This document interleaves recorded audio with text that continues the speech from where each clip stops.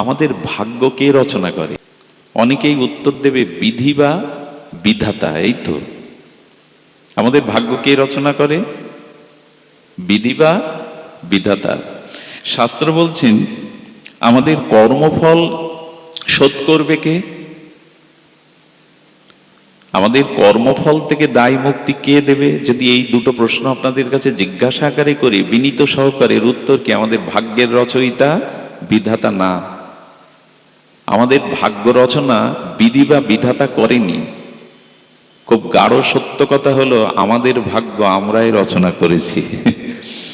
আমাদের পূর্ব জন্ম বা যেরূপ কর্ম করেছি আমরা, সেই কর্ম অনুযায়ী ওখানে আমার ভাগ্যটা কে লিখলো? ভাগ্য।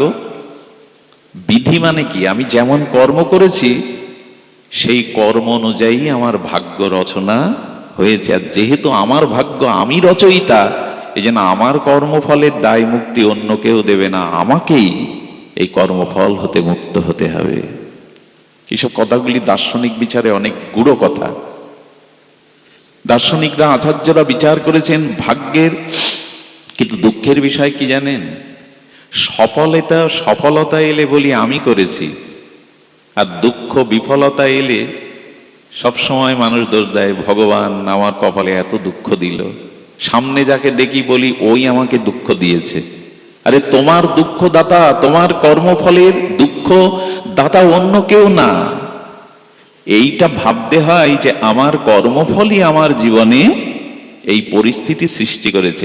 আচ্ছা, কোনো পিয়ন যদি আপনার কাছে দুঃসংবাদদার চিঠি পৌঁছে দেয়, এটা পিয়নের দোষ কি? দোষ হবে কি? তো তদুপরি আমাদের ভাগ্য আমাদেরই রচনা করতে হয়, অন্য কেউ রচনা করে দেবে না। আর আমাদেরই কর্মফল থেকে আমাদেরই মুক্ত হতে হবে। গীতায় এই বাণীটি ভগবান খুব দৃঢ় কণ্ঠে বললেন, উদ্ধারিত আত্মনা ন আত্মা অবসাদয়েত। নিজের উদ্ধার নিজে করো, তোমার উদ্ধার কেউ করবে না। আমার এই মা যিনি অনুষ্ঠান দিচ্ছেন, ওনার এক ঐকান্তিক গাঢ় কি বলবো অনুরাগ আছে। আমার পাঠ ছিল অন্য জায়গায়, কিন্তু ওনার চোখের জল, ওনার ব্যাকুলতা হয়তো আপনাদের সাধু সঙ্গে আজ এখানে একরকম টেনেই এনেছেন অনুরাগে। দেখুন, উনি মায়ের উদ্দেশ্যে এই যে অনুষ্ঠান দিচ্ছেন, একটা কথা আপনাদের একটু সতর্ক করি। ভগবান বললেন উদ্ধারিত আত্মানা না আত্মা অবসাদয়েত। বলছেন তোমার উদ্ধার তুমি নিজে করো, অন্যের উপরে ভারটা রাখতে যেও না। যে আচ্ছা, এত যে সাধু সন্ন্যাসী, মঠ মিশনে ব্রহ্মচারী, এদের তো সন্তানাদি